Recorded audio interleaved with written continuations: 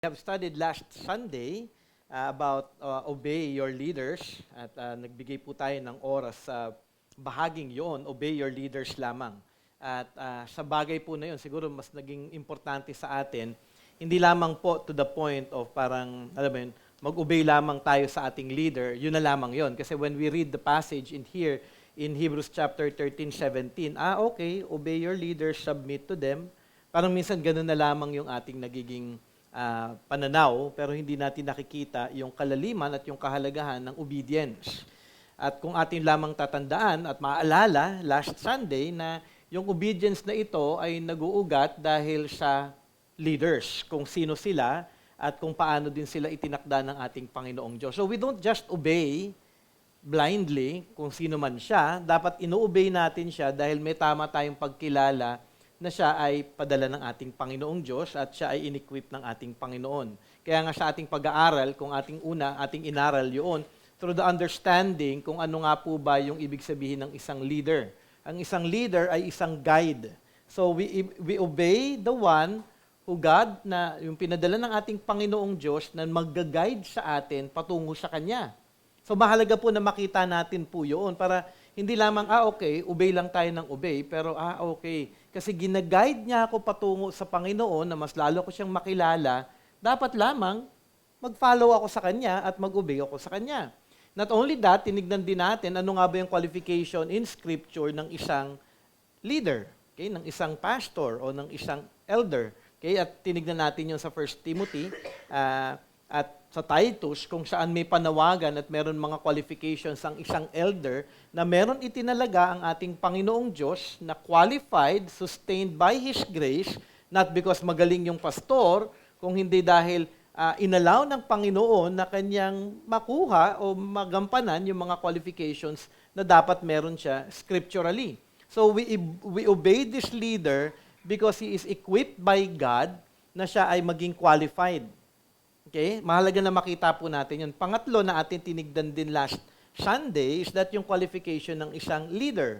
Okay? At ating kinuha yun actually dun sa life ni Paul and from the book of John MacArthur na book on leadership na kung saan nagbigay tayo at pinakita ko yung 26 qualifications o characteristics ng isang leader.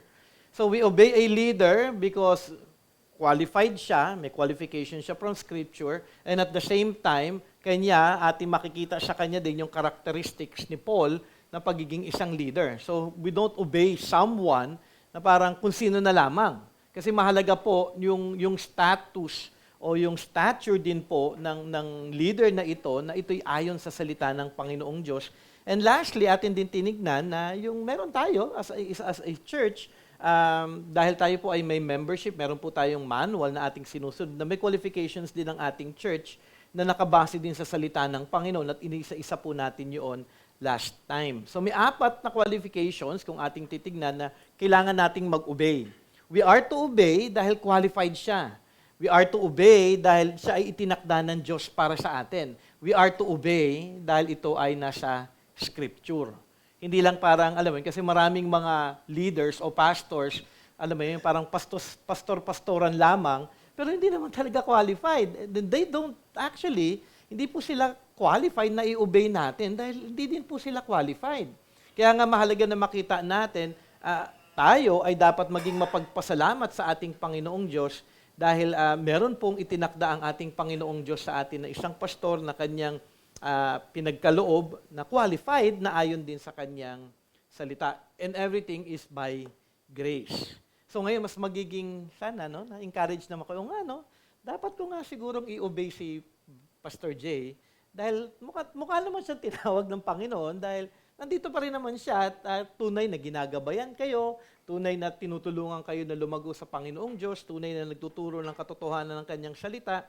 Kaya ramang hindi po dahil sa akin, kung hindi ito din po ay pagkakaloob ng ating Panginoong Diyos na masustain ko at ako'y maging qualified bilang isang pastor sa inyong harapan. So yung obedience would not be hard. Obedience then will flow na, oo nga, tama. Kasi ganun din po ako sa church namin sa Higher Rock. Ako din po ay nakapailalim sa Higher Rock. May leaders din po ako doon. Okay, si Pastor Bob, yung mga pastoral staff, yung mga steering committee, in which I do believe they are also qualified, which is in line with the word of God, then I am to obey them and submit to them. So medyo mahaba po yung naging pag-aaral natin dito, kaya ako po hinati ngayon ito sa dalawang bahagi, yung pag-aaral natin dito sa Hebrews chapter 13, verse 17. So kung atin lamang babalikan yung ating outline, ating define na yung obey na word at submit na word in Greek, and then binigyan po natin, nagsimula po tayo dun sa 6 reasons for obedience and submission. Yung obedience, submission, they keep watch, they give an account for their joy, for your advantage. So tatapusin po natin ang pag-aaral na ito ngayong umagang ito. So magkapatuloy po tayo naman doon sa pangalawang command kasi may dalawang command po dito na word, na imperative dito sa Hebrews 13:17. At yung pangalawa is submission or submit to them. So obey your leaders and submit to them. Kung ang unang command is to obey the leaders, ang susunod ay submit to them. Last time, naaral na po natin ito. Hindi ko nababalikan yung definition ng obey dahil simple lamang po siya. Obey or follow. Okay? To obey. Yung pangalawang word, medyo mas haba na ng konti. At sabi nga dito, to yield to someone's authority, yield, give way, or submit. In Lonida, yung kanina po isa bidag, sa Lonida, sabi naman, to submit to the orders or directives of someone. So hindi lamang ako dapat sumusunod sa kanya, nag-o-obey sa kanya, kung hindi ako ay nagsasubmit din. Kung ang una ay ang context of following, the one who guides us in Christ, ang pangalawa naman ay hindi lamang pagsunod, kung hindi ito po ay pag-yield. Okay? Sa itinalaga ng Diyos na may authority over you. Kailangan po may submission. Ibig sabihin po, to yield to someone's authority or to submit to the orders or directives of someone. Kasi may directives eh. So ako nag-guide sa inyo, tuturo ko sa inyo mga truths, tulungan ko kayo na dito tayo lumakad, sumunod kay Kristo, and then at the same time in Scripture, meron din pong mga directives na ako din, because galing ito sa salita ng Panginoon, kayo din ay aking papaalalahanan ng mga kautusan ng ating Panginoong Diyos.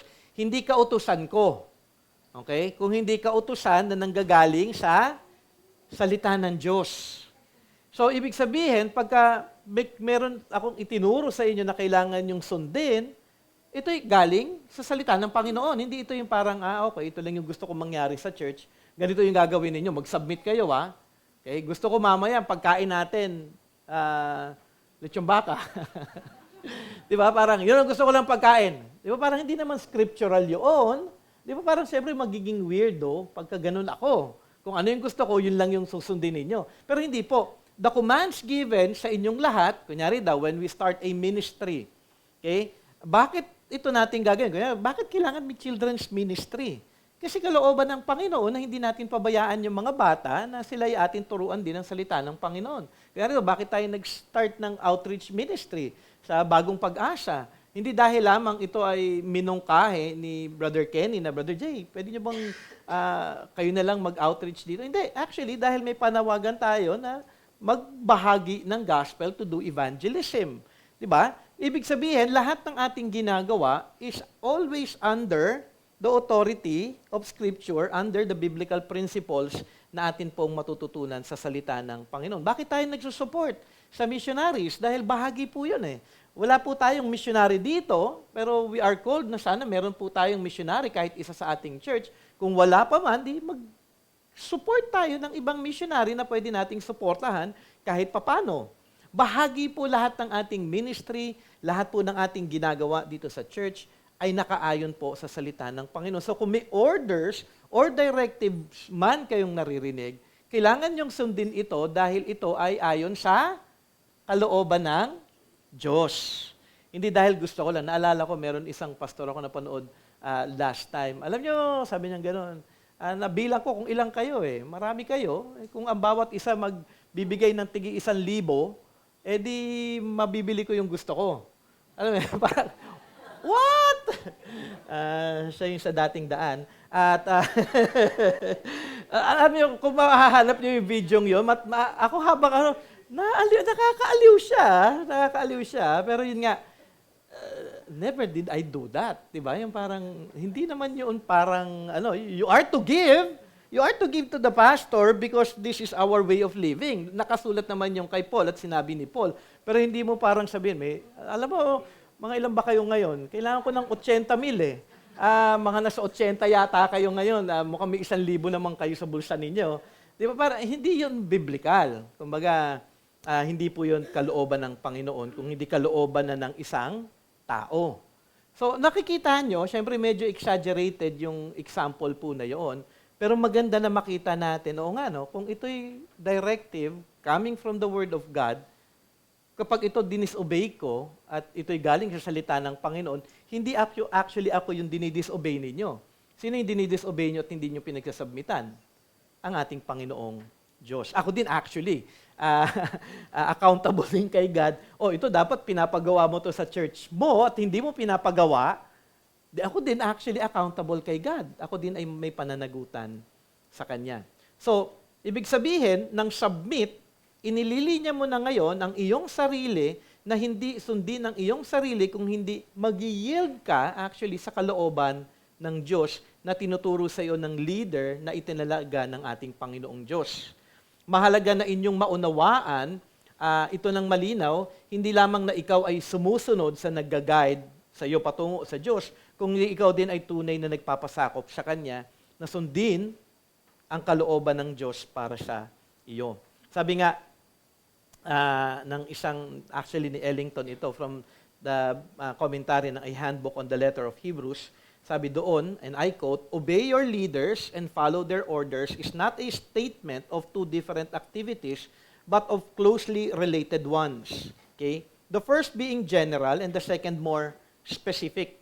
Therefore, it may be better in some languages to translate the first sentence of verse 17 as obey your leaders by following their orders or by doing what they tell you to do.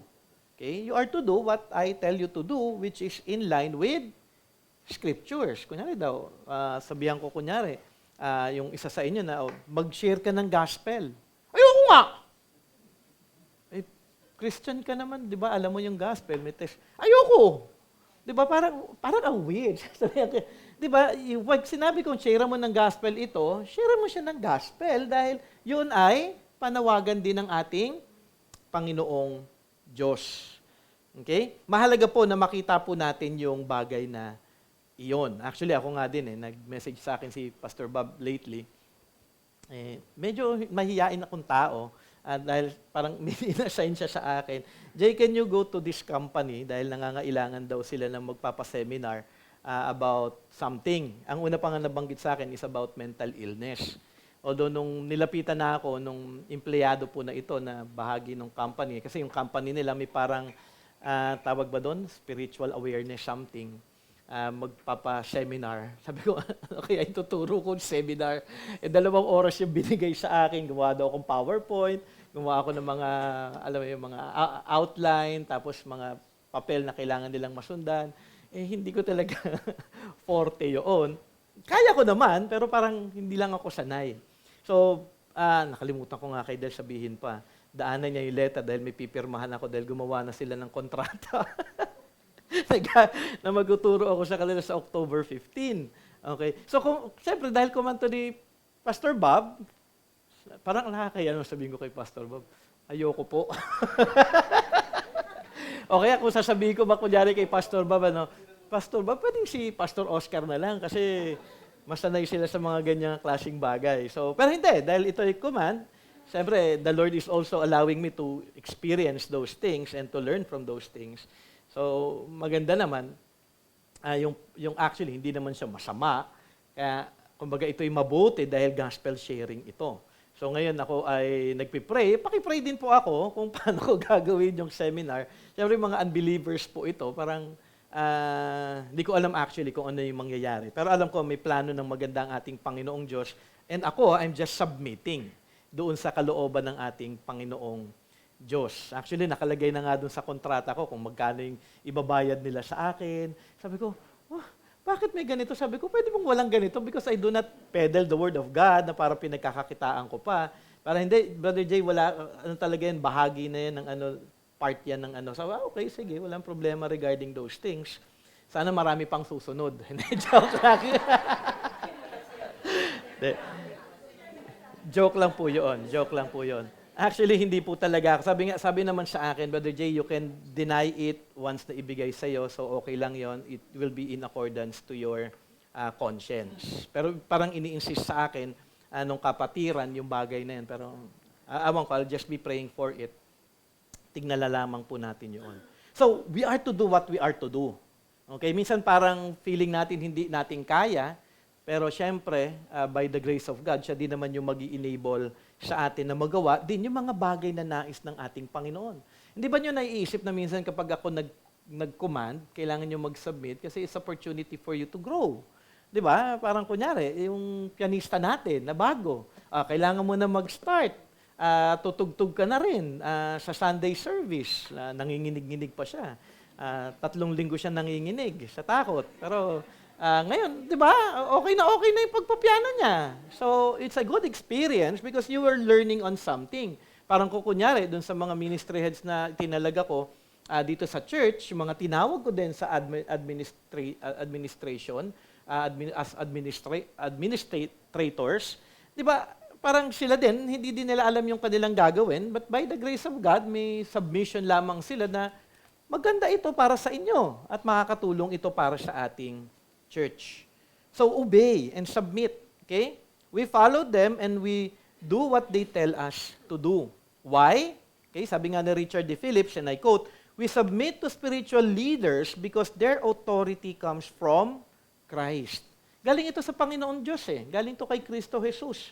Hindi ito parang, siguro ako yung may pinakamaraming alam sa inyo sa Bible, ako na yung leader ninyo. Hindi tayo ganon. Kundi yung authority is coming from God sa kanyang calling at sinupply niya yung qualification na yon sa isang tao. Sabi nga sa Ephesians chapter 4 verse 11 to 14, "And he gave the apostles, the prophets, the evangelists, the shepherds and teachers to equip the saints for the work of ministry, for building up the body of Christ, until we all attain to the unity of the faith and of the knowledge of the Son of God, to mature manhood, to the measure of the stature of the fullness of Christ, so that we may no longer be children, tossed to and fro by the waves and carried about by every wind of doctrine, by human cunning, by craftiness in deceitful schemes." Okay, may itinalaga ang Diyos para sa church. Ano ang tuon? Okay, nang itinalaga ng ating Panginoon na leader sa atin, to equip the saints for the work of ministry and for the building up of the body of Christ. Yun ba ay nagagampanan ng leader? Okay, mahalaga po na ating i-assess po yun sa ating buhay. Kung ating naaaral na ang lahat actually ng qualification for leader, sila din ay pinagkalooban o in-equip ng ating Panginoong Diyos ng wisdom upang magbigay ng directives sa mga mananampalataya na ito at ito na kailangan nilang sundin. Ang tuon nito ay pagpapasakop na gawin ang ipinapagawa ng leader sa inyo kung ito ay nakakaayon din sa kalooban ng Diyos. Okay? Malinaw yun? Yung aking bibigay na directives should always be in line with the Word of God. Okay? Paano, Brother Jay, sinabi mo, bumili ako ng lechong manok sa Baliwag. Hindi naman nakalagay sa Bible yun. Para sa kabutihan mo yun dahil kakain tayo. Okay? Hindi naman kita uutusan kung hindi ka kasama doon sa pagkain na yun. So, it's always for our good. Alam mo yun, tulong mo yun para sa kapatiran, di ba? Alam mo yun, pag nag-utos ako, bumili kang ice cream.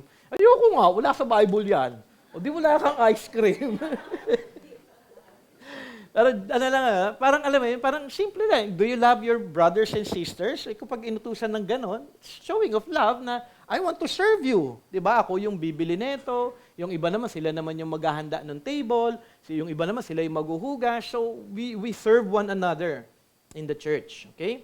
Ang question, ikaw nga ba ay nag-yield sa authority na ipinagkakaloob ng Diyos na leader? Okay? Sa leader.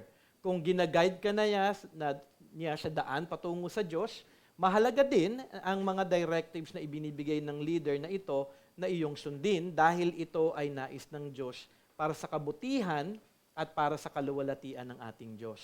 So, may directives na ito, ang directives na ito ang iyong So, may directives at ito'y dapat ninyong gawin sa inyong ministry. Kung ito'y biblical at para sa kabutihan ng ministry, At para maging maayos at para sa ikaluluwalhati ng Diyos, ano yung dapat mong gawin? Kunyari, may directive sa ministry. Meron akong ibinigay na ito yung dapat gawin sa worship team, ito yung gawin dapat sa ushering ministry, sa finance team. Okay? Kailangan yung mag-submit.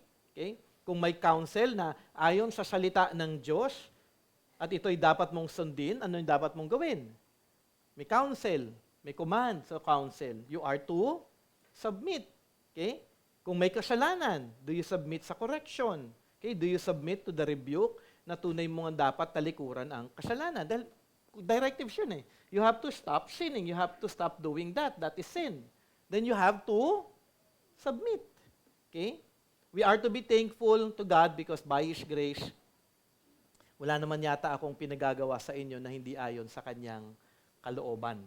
Okay, siguro pwede nyo kung paalalahanan kung meron man na for 13 years dito na may pinagawa ako sa inyo na hindi kalooban ng Diyos. Pero I do believe as I go back, my conscience is clear na ang lahat po ng ating ginagawa dito sa church ay ayon lamang sa salita ng Diyos at mabuti para sa bawat isa. Okay? Naalala ko yung isang after ko mag-preach sa Higher Rock, nagpa-counsel siya sa akin after that. At sabi niya sa akin, alam mo, ikaw ba, hindi ka ba magkasawa na makinig sa akin? Sabi niya, wala namang problema. Kasi nasa isip ko, nasa BSL naman ako. Nasa Higher Rock din naman siya. Sabi ko, walang problema. If you want, dahil binigay ko din naman yung messenger ko sa kanya. Sabi niya, alam mo, marami ng pastor akong pinagdaanan at lahat sila nag-give up sa akin. Yung isang pastor nga, dahil ako ay nagko-commit ng sexual immorality, ang sabi niya sa akin, nagpo-pornography daw siya, kinikwento niya sa akin. Sabi niya, sige, dahil ginagawa mo na lang palagi, sige, okay na yan. Alam mo, yung parang kapag tingin mo na lang na hindi mo na talaga kaya, di tumigil ka na lang at lumapit ka ulit sa akin. Sabi ko, teka lang, sabi ng pastor mo yun. Sabi niya, oo eh. Hindi ko lang alam kung totoo yung sinasabi niya, kung sabi talaga yun ng pastor. Pero I do believe, hindi naman yata ako ganon. Alam mo, yung parang would allow you to do that. Actually, yun ay galing daw dun sa isang church na kanyang dinaduluhan dati.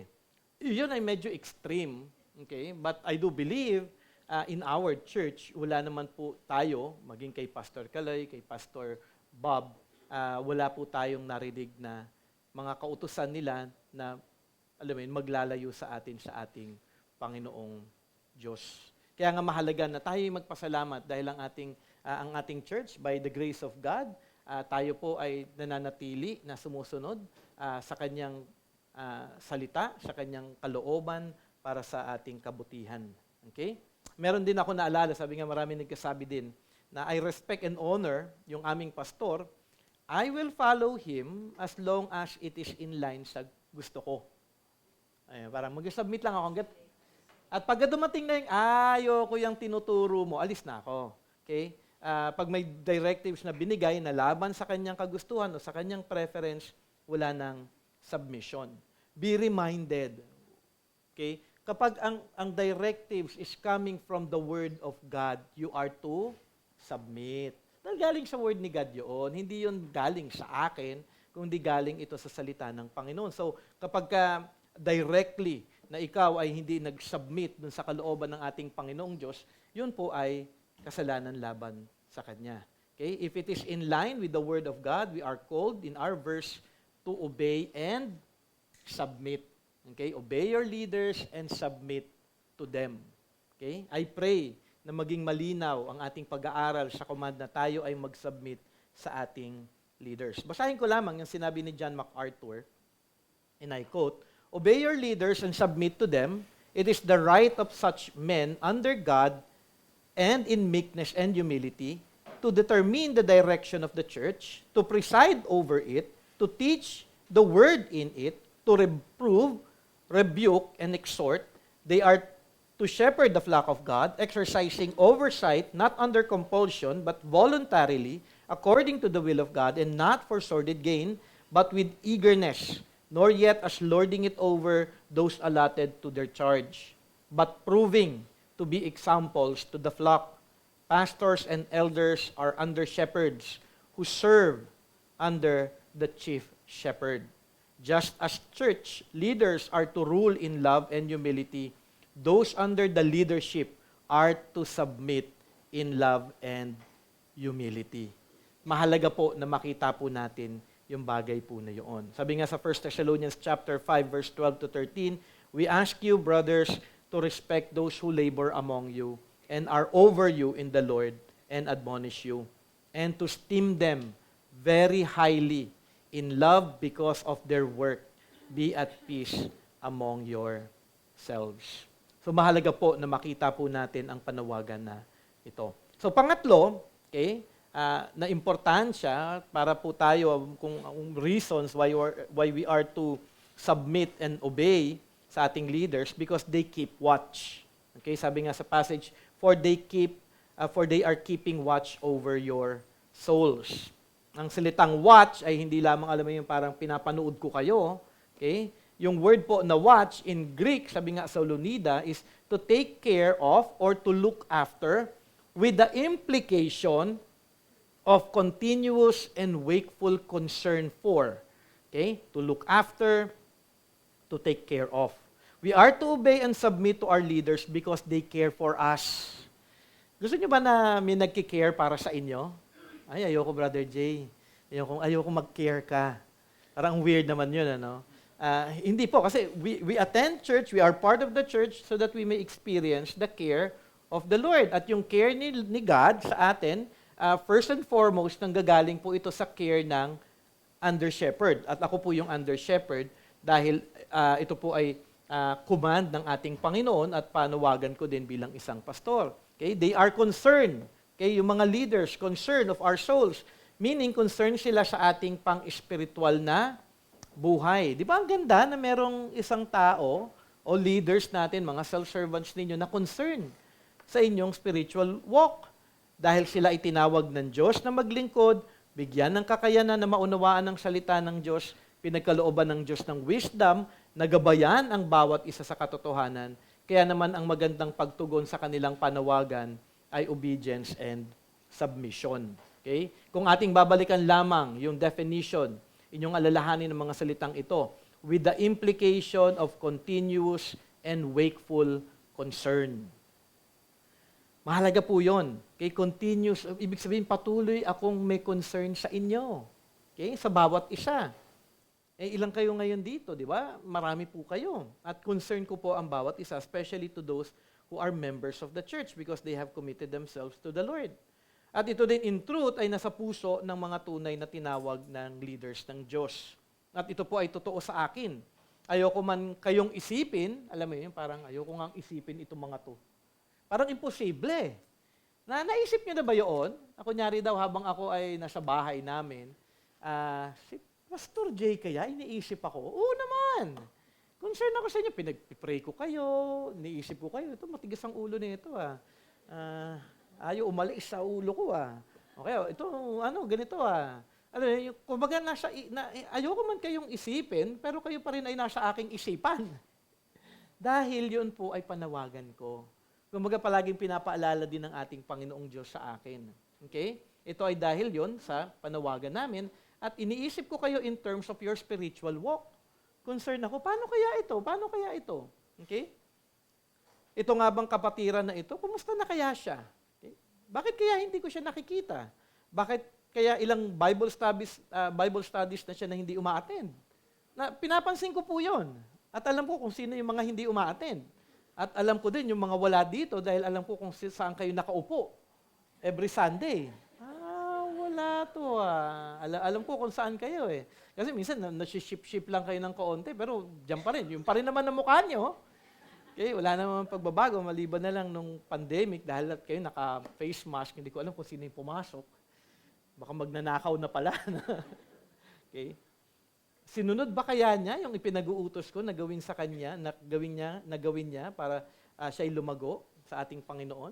Okay. Alam mo, naisip ko yun, nagsisi kaya siya sa kanyang mga kasalanan doon sa aming mga napag-usapan? Nagbabasa kaya kayo ng Bible at nananalangin. So concern po namin yun. Okay? Hindi po ito yung parang ako nandito lang pag Sunday, nagtuturo lang sa inyo, yung parang Sunday preacher lang, pag nakikita, you are my concern every day. Bahagi po ito. Dahil alam mo yun, kasi may Holy Spirit, siya din yung nagpapaalala sa akin ng mga bagay na nangyayari dito sa church at aking iniisip yung mga bagay na ito. Alam ba ninyo ang concern na mayroon ang mga pastor para sa itinalaga ng Diyos sa kanila? Dahil alam namin ang aming panawagan at pag-uutos ng Diyos sa amin, meron po itong kasamang responsibilidad. Sabi nga sa Ezekiel chapter 3 verse 17, Son of man, I have made you a watchman for the house of Israel. Whenever you hear a word from my mouth, you shall give them warning from me. So, ibig sabihin, parang watchman ako eh. Nagatingin. Pag nag-aaral ako ng salita ng Panginoon, naiisip ko kayo. Paano ko ba maituturo ito sa inyo in your context, in our church context? Kasi mahalaga po yan eh. So, in every preaching, ito po ay pagtuturo na ayon sa konteksto ng ating church. So, ibig sabihin, kayo yung aking nasa isip na parang, ano ba yung kailangan ninyong matutunan kapag inaaral ko o nagbabasa man ako ng mga passages in Scripture? Bahagi po yun. Okay? Acts 20:28, sabi nga, pay careful attention to yourselves, sa aming mga sarili daw, and to all the flock, okay? Careful attention to yourselves and to all the flock, in which the Holy Spirit has made you overseers, to care for the church of God, which He obtained with His own blood. Alam mo yung paalala ni Paul sa mga pastors o elders ng church ng Ephesus, ito yung kanyang sinasabi sa kanila eh. O tandaan mo care for them. Alam mo kung bakit mo kailangan silang i-care? Kasi they were obtained by my own blood. Namatay ako para sa mga taong yaan. Kayo ay iniligtas ng ating Panginoong Jesus. Kayo ay mahalaga para kay Kristo Jesus because you were bought by His own blood. Alam mo yun, yung parang, okay Lord, sorry, naku, napaka-bigat di ba? Yung responsibility na ito Ipinagkaloob kayo sa amin to care for you because you were bought by Christ's blood. Maging si Paul, sa kanyang halimbawa, ng pag-ibig, ipapatuloy niya ito sa Acts 20:31. Sabi nga, therefore be alert, remembering that for 3 years I did not cease night or day to admonish everyone with tears. Alam mo, hindi naman siya iiyak kung hindi siya, walang care o pag-ibig sa inyong lahat. Okay? Parang ganun yung sinasabi ni Paul. Mahal ko kayo, I admonish you, kahit matigas ang ulo ninyo, mahal ko kayo because I care for you, kaya ina-admonish ko kayo. At ang mahabang mga instructions na ibinigay ni Paul kay Timothy, ay kay Titus sa 1 Timothy, sa 2 Timothy, sa Titus, puro ito po ay responsibilities ng isang pastor para sa kanyang flock. Mahaba po ito. Alam namin, actually, kaming mga pastor, ang aming mga responsibilidad. At ito ay hindi simple. Ngunit aming sinasapuso ang lahat ng ito at sa biyaya at tulong ng Diyos, isinasabuhay para sa kabutihan ng bawat isa dito sa ating church. Not perfectly, hindi ko perfectly magagampanan talaga ito, hindi naman ako perfect, but by grace kung ano ang aking magagawa sa mga oras na ipinagkakaloob ng ating Panginoong Diyos, aking dalangin na ako ay tunay na maging tapat sa kanyang panawagan to truly take care of each one of you. Do you want someone watching over your soul? Diba? Do you want someone to watch over you? At maganda po yun Diba ito ay malaking biyaya sa Diyos na bahagi ito ng kanyang plano at disenyo sa church na okay, hindi lang ako niligtas ni God at okay na ako, pero meron siyang ibinigay na pastor, na leader, para ako ay patuloy na tulungan. Alagaan, palaguin, i-guide, na tunay na lumago kay Kristo Jesus. Dahil plano niya po ito Yun po ay blessing. Kaya nga parang imposible na kung ikaw ay Christian at hindi ka nasa church. Kasi saan mo makukuha yung guidance? Saan mo makukuha yung correction? Saan mo makukuha yung pagpapaalala ng ating Panginoong Diyos? Kung hindi ito po ay nanggagaling din sa leaders na itinalaga ng ating Panginoong Diyos sa isang church. Siya ay binigyan ng concern ng ating Panginoong Diyos upang kayong lahat ay pangalagaan. Then, ang tamang response sa mga tapat na naglilingkod sa Diyos ay obedience and submission. Tama ba? Di ba? They care for me So, ang pastor namin, ang leaders namin dito sa church, they care for us, then I am to obey and submit to them.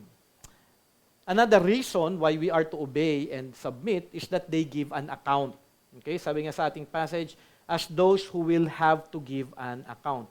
So, bilang isang under-shepherd, okay, nakapailalim, okay, siya po ay nagbibigay, ako po, as an under-shepherd, meron po akong pagbibigay account sa chief shepherd natin na si Jesus Christ. Okay? Kami ay may malaking pananagutan sa bawat isa na ipinagkaloob ng Diyos na maging bahagi ng church. Diba kung ikaw ay isang empleyado, kung ikaw ay isang employee, kayo ay may pananagutan sa inyong employer, sa inyong boss, o wala? Di ba meron? Kaya minsan yung mga employee, takot na takot kayo na, may assessment, hindi ko pa nagawa yung trabaho ko. Parang mas nakakatakot pa nga, mas takot na takot pa kayo sa boss nyo eh. Di ba? Kaysa sa Panginoong Diyos.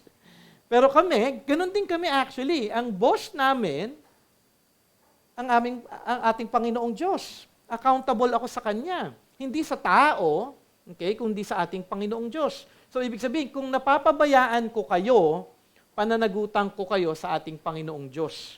Kung hindi ko nagagawa yung aking mga responsibilidad, alam niyo, hindi ko kayo ini-equip, hindi ko kayo tinuturuan ng gospel, hindi ako nagtuturo sa inyo ng salita ng Panginoon ng buong kaliwanagan, hindi ko kayo binibigyan ng mga pagkakataon na makapaglingkod sa ating Panginoong Diyos. Alam niyo, yung mga bagay na dating ginagawa dito sa church, kung hindi ko ginagampanan yun, ako po ay may pananagutan. Bakit hindi mo ito ginawa sa church? Bakit hindi mo ito inalagaan? Bakit itong taong ito ay ganyan? Hindi mo man lang siya kinausap. Okay? So everything is under account sa ating Panginoon. Kaming mga pastor o leaders ay may pananagutan sa Diyos. Kaya mahalaga na i-picture nyo ito sa inyong mga isip. Isip, Brother Jay, may accountable kay God. Okay? Hindi madali ang aming gawain o ang aming mga responsibilidad. Sabi nga muli dun sa komentaryo sa Hebrews, sabi po doon, and I quote, "Since they must give to God an account of their service, may be rendered as because they must explain to God how they have carried out their responsibility, or how they have done their work, or even how they have cared for you." Yun yung accounting namin. Did I care for you? Did I do my work? Ginawa ko ba yung aking trabaho? Okay? So, kung inyong titignan, maganda na inyong isipin din, bakit ko kayo kailangan kausapin at i-counsel kung may kasalanan? Kasi meron akong pananagutan. Nakukuha nyo ngayon, bakit kaya to si Pastor Jay? Kaya pag kakausapin daw ako ni Pastor Jay. Bakit kaya? Huwag kayong matakot kasi meron akong pananagutan.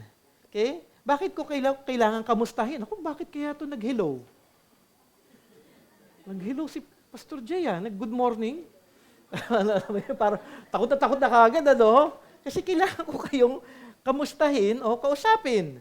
Ayaw nyo ba noon? Na kinakausap ko kayo? Ayaw nyo ba na parang nangangamusta ako sa inyo, nag-hello ako sa inyo? Okay?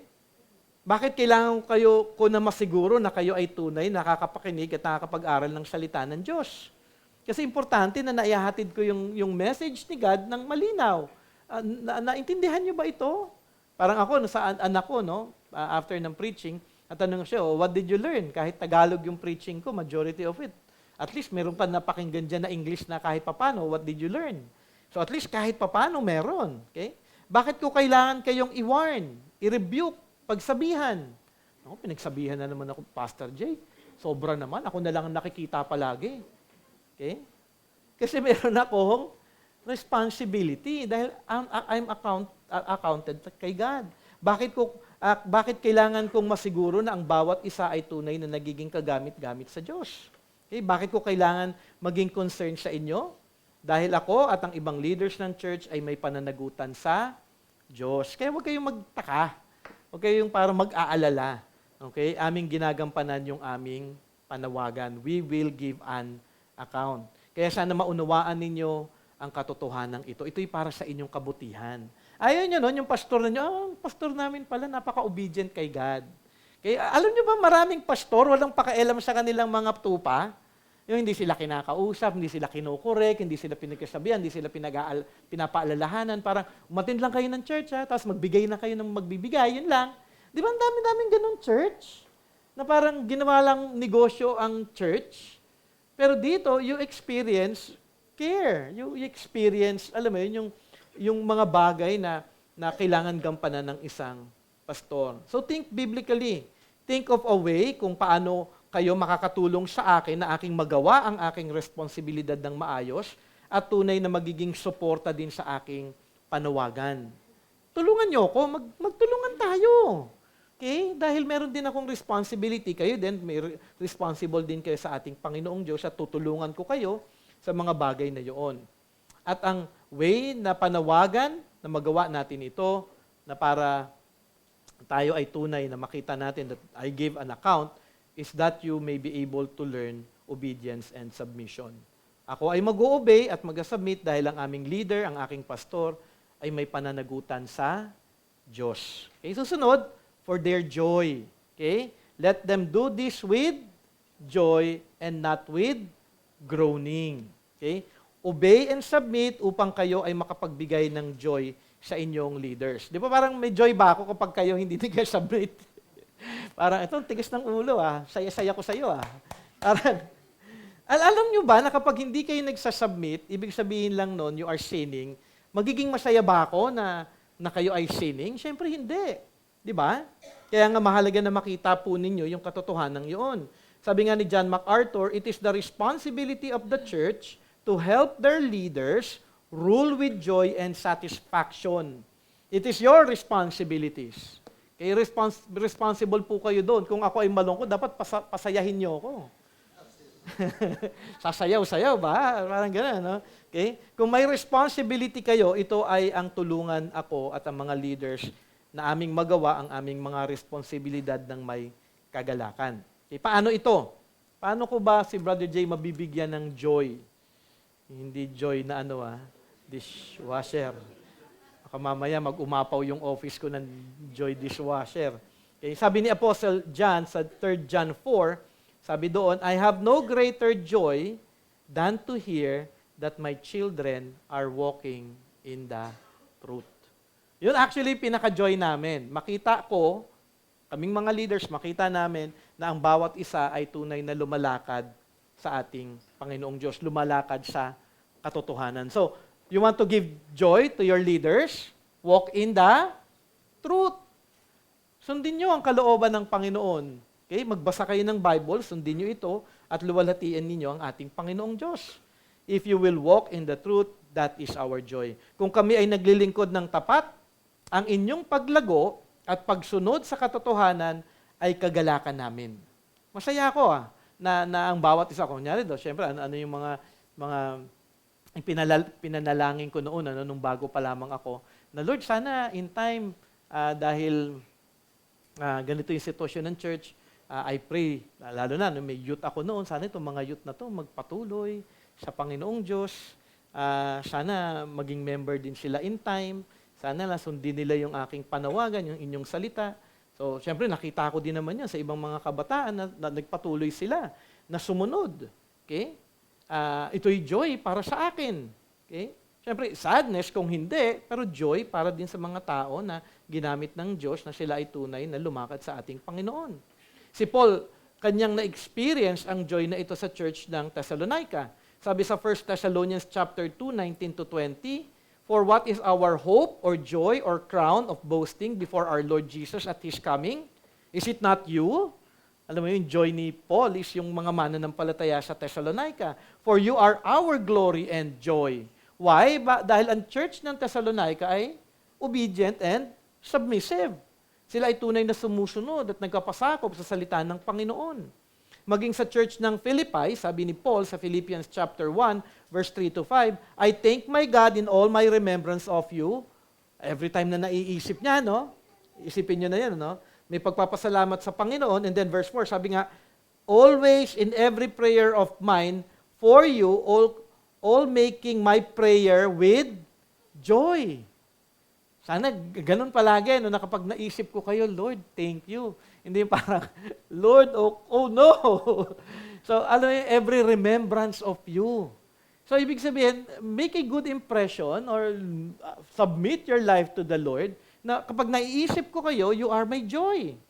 Kasi sabi nga dito, all making my prayer with joy because of your partnership in the gospel from the first day until now. Ibig sabihin, kayo ay lumalakad ayon sa salita ng Panginoon.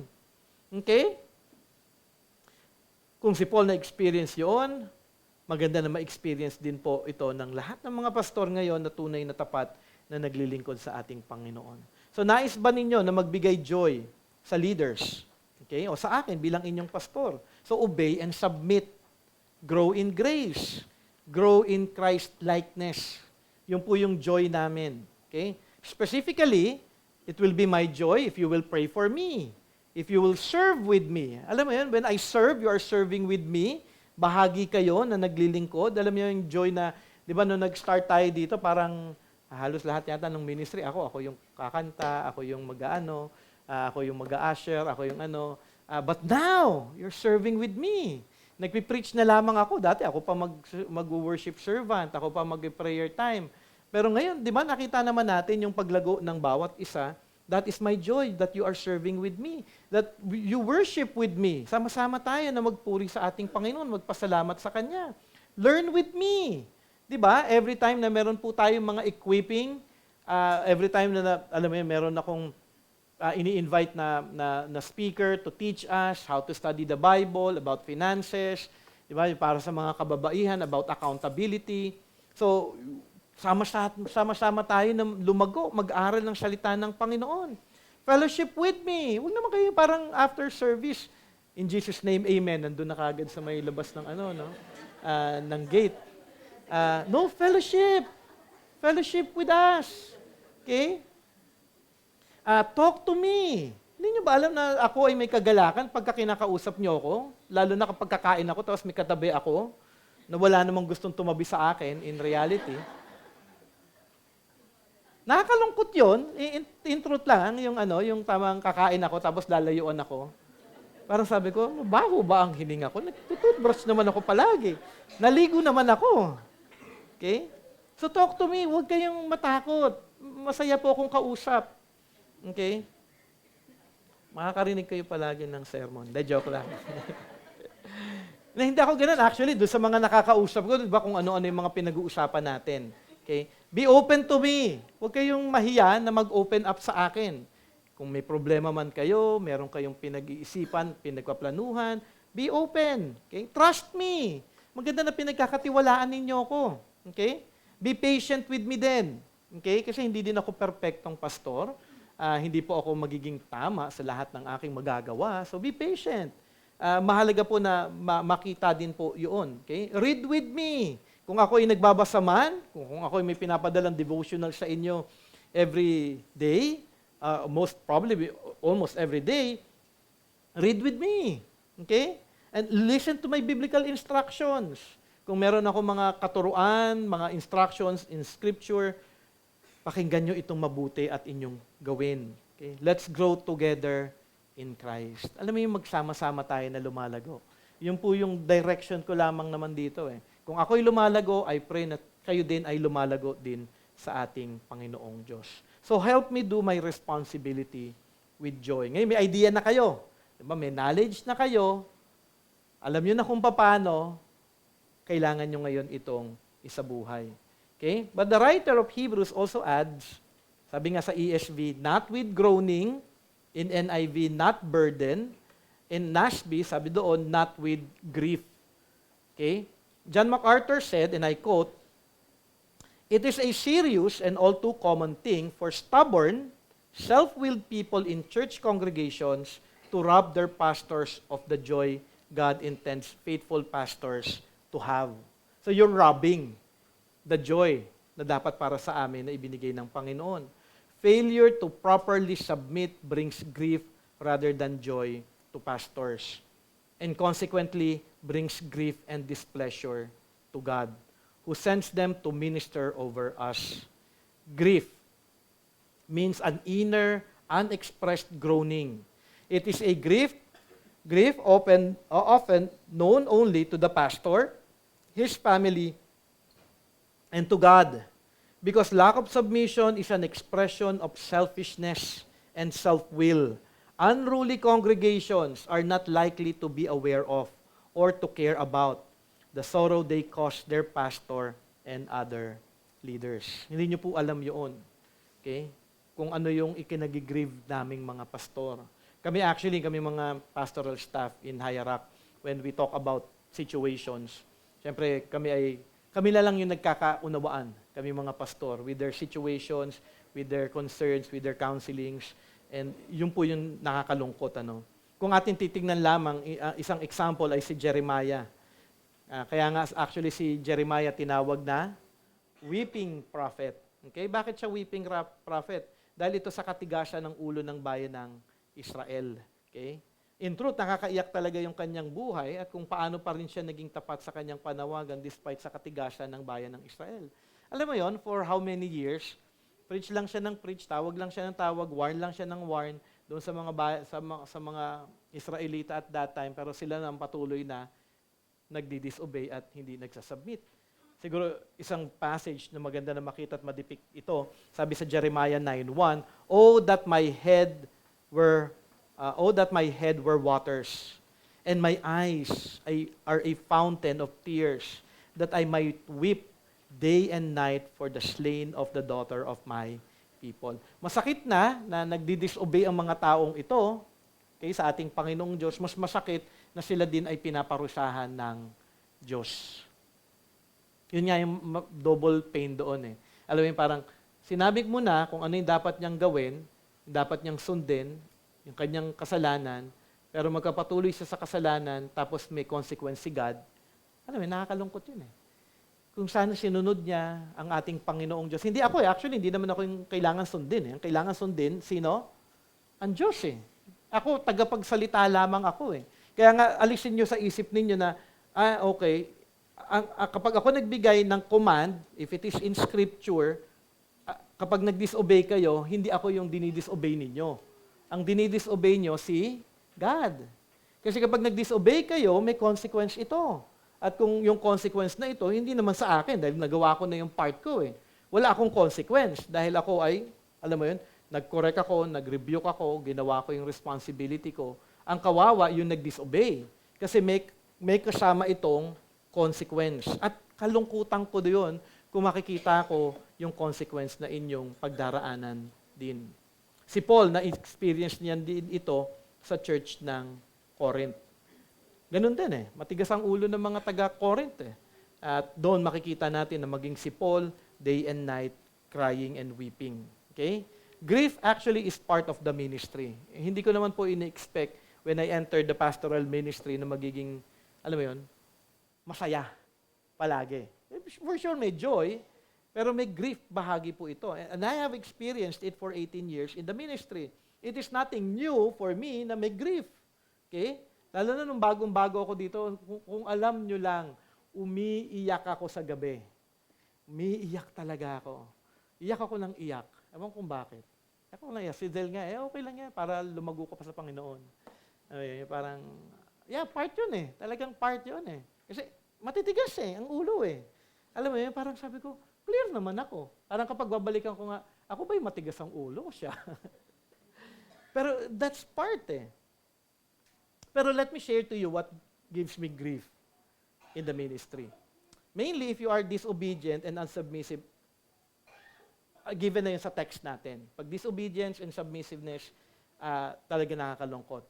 Kapag stubborn at ang tigas ng ulo, most of the time, binabasa ko na yung Bible para, word by word, maririnig niya, makikita niya. Though I understand it is because of sin, but it saddens me dahil ang nakakalungkot doon ay may understanding na ako na okay, dahil ito sa kasalanan, kaya hindi niya naintindihan. Pero dahil napatigas na yung puso niya ng kasalanan. Yun yung nakakalungkot doon, Lord, nakakaawa naman siya. Hindi niya naunawaan ito kasi napatigas na ng kasalanan ng kanyang puso. Okay? Isa yun, actually nakakalungkot po yun. Pero pinagpipray ko palagi yun, Lord, palambutin mo ang puso niya. Lord, tulungan mo siya na maunawaan niya kung ano yung kasalanan niya. Okay? Siguro isa pa na ito yung pinaka ayoko. At ito talaga nalulungkot ako. Kapag sinasabi sa akin na gusto ko kayong kausapin, Brother Jay, pero busy kayo. Ilang beses ko nang naririnig ito. To be honest, that really hurts. I don't want to hear that. Ito, sinasabi ko na personal, wag niyo sasabihin sa akin yun. Kasi yung dating neto, parang concern kayo sa akin. Di ba? Parang concern eh. Brother G, gusto kitang kausapin, kaya nga lang, busy ka eh. Pero in reality, ayaw nyo talaga akong kausapin at idadahilan pa ninyo na ako ay busy. Okay? So in truth, parang sinasabi nyo, alam mo, dapat nakausap kita pero busy ka. Sino may kasalanan ngayon? Hindi ko nga alam na gusto mo akong kausapin eh. Ginusto mo lang kausapin ako, pero sasabihin mo, gusto ko sana pero busy ka. So parang ang lumalabas po doon, ako pa yung Di ba parang nakakalungkot? In reality, that's unfair. Parang sinasabi mo na parang, alam mo, sobrang busy ka, hindi ka dapat maging pastor kasi wala kang oras sa akin. Yun yung actually sinasabi niya eh. At kung sabihin yung hindi niya yun, ay Brother Jay, hindi ko naman yun ang ibig ko sabihin. Hindi. Ganon yung ibig sabihin nito sa akin. Parang sinasabi niyo, busy ako, wala akong time para sa inyo. But in reality, I am called to care for you. Osamis, si Sister Rosalie, mag-text yan sa akin. Brother Jay, can I call you after 30 minutes? Yes po, pwede po. Gabi na yun ha. I have time. I even, di ba? Galing ako sa Osamis last week. Tama ba yun? Last week ba yun? Galing ako lang. I give time. Huwag niyo sasabihin busy ako. Actually, nagiging open yung schedule ko for other people kasi ayaw niyong lumapit sa akin. Ayaw niyo ng counsel ko. Ngayon, ako, I go to other people. Sino yung mga nangangailangan sa akin? And do you know how much help I give them? And they're so thankful na, Brother Jay, dito ka na lang sa Osamis. Brother Jay, we are so thankful for helping us because I care for them. Di mas lalo kayo. Di ba? I've been with you for 13 years. Of course, I have time for you. Kahit na nga sabihin yung gisingin niyo ako ng 3:00 ng madaling araw. Kahit na nga ma-miss call nyo lang ako, nagkamali lang kayo eh. Gigising pa rin ako para sa inyo. Gusto ko lang makita nyo yun, that I really have time. I'm not busy. Busy ako, oo, pero I have time for each and every one of you. Maliban na lang talaga kung kunyari daw buong araw, lahat naman kayo nakapila, no? Siyempre, schedule naman natin. Kaya nga lang, hindi ko naman na-experience yun dito eh. For 13 years, sasabihin nyo, busy ako? Hindi po.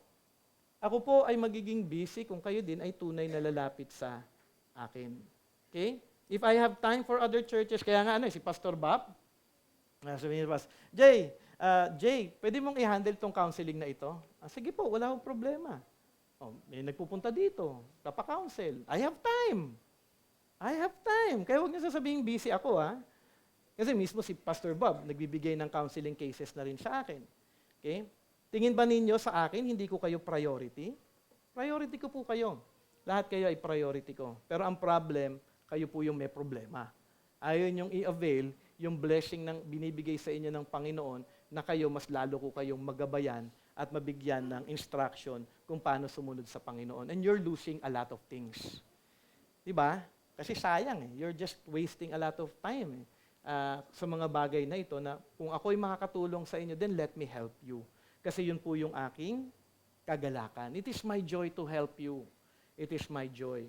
Okay? Now you know. So huwag niyo sasabihin ulit sa akin, alam mo Brother Jay, dapat kausapin kita, pero huwag niyo sasabihin sa akin. Okay? Siguro kailangan lang niyo maalala yon. I hope not to hear that again. Okay? I enjoy listening to your concerns. Okay? Alam niyo ba, marami kong mga na-counselan, hindi naman taga rito, pero mga weird. Alam niyo, mga haba-haba, isang beses, 3 oras kami nag-uusap. Mga wala namang katuturan, yung mga kanyang kinikwento sa akin, but I give time. I try to understand and listen. Alam niyo, meron nakipag-schedule sa akin, pwede ka bang makipag-meet sa akin sa Green Hills? Sige, punta akong Green Hills. Tapos 3 oras kami nandoon. kung ano yung sinasabi niya. Sabi ko, hindi naman to member ng church, pero binibigyan ko ng time. And I try to listen talaga, kahit na minsan mahirap. I have time. I really have time. I really have time for you. And that is my joy. My joy is to serve you with all my heart. And I enjoy listening to your concern. I do not judge you if you fall into sin. Alam mo yan, pagka sabi naman kay Brother Jay, nagawa ko tong kasalanan na ito. Uy, sobra ka naman, grabing kasalanan mo. Hindi ako ganun, di ba? Never ako naging ganun. Sabihin ko lamang sa'yo na, okay, sige, let's pray. Bakit mo ba nagawa ito? I wouldn't judge. Okay? Kaya nga nakapagtaka, sabi ko, ako ba Lord, mali ba yung approach ko sa mga tao na kinakausap ko dito sa church at parang ayaw nila akong kausapin? Let me help you. That is a joy for me na lumalapit kayo sa akin for accountability and even to ask for biblical wisdom and prayer. Sabi nga ni John MacArthur, the attitude God wants His people to have toward their pastors and elders is that you appreciate those who diligently labor among you and have charge over you in the Lord and give you instruction. Mahalaga po na makita niyo yon. I-appreciate po ninyo yon. You take that advantage, okay? Dahil yun po ay blessing para sa inyong lahat. So let them do this. Let me do it with joy, not with groaning. Okay? Lastly, for your advantage. Sabi nga, so naging positive lamang yung part ko dito, for your advantage. For that would be of no advantage to you. Dahil sa ating passage, it is in a negative sense. If you will not obey and submit and not bring joy to the leader, it will not be for your advantage. Hindi ito magiging mabuti para sa inyo. Sabi nga ni John MacArthur, a person who never brings joy will never have joy. Okay? Pero kahit pa man may matigas ang ulo, okay? Kung may katigasan man sa ulo, okay? Which is normal naman po sa bawat churches, talagang may pagkakataon na gano'n na nangyayari. We are to be thankful because by the grace of God, ang church ay patuloy pa rin na pinalalago ng ating Panginoong Diyos. Patuloy pa rin na nagagawa ang kalooban ng Diyos. Ito ay dahil lamang sa kanyang mayamang biyaya. I know of a church na ang kanilang pastor, sabi nga, nung nakausap ko siya, alam mo, pastor, sensitive ako eh. Matampuhin ako. Alam mo yun, parang, what? Alam mo yun, parang, praise God, hindi ako yung sensitive na pastor, tapos yung matampuhin na pastor. Isipin niyo kung matampuhin ako. Kung may gumawa sa inyo hindi maganda, tatampo ko, ayoko muna mag-aral. Pastor Bob, pwede ka magpadala ng ibang pastor para mag-preach pag Sunday? Kasi sensitive ako eh. Merong hindi nagsabi sa akin na maganda. Alam mo yun, yung parang, it will not be an advantage sa inyo.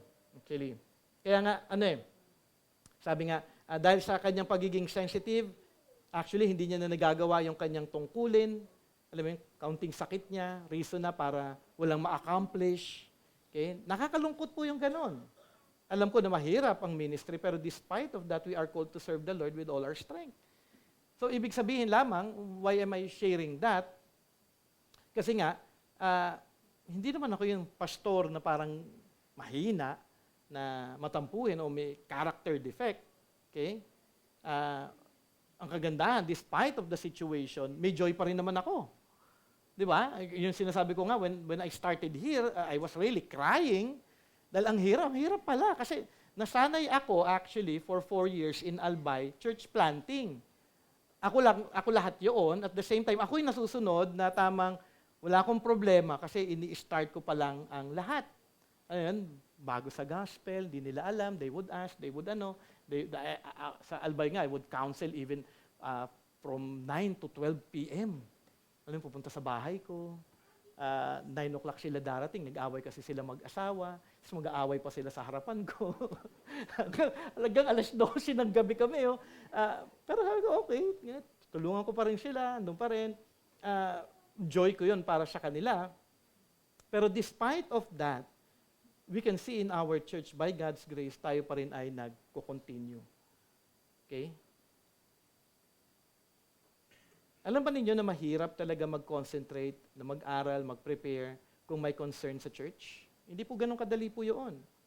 Nakala ba ninyo na hindi kami naapektuhan kung kayo man ay nagkakasala? We are affected. Bahagi po yun. Actually, habang iniisip ko nga yun, thinking about Pastor Bob, actually, mas marami siyang concern sa kanyang church.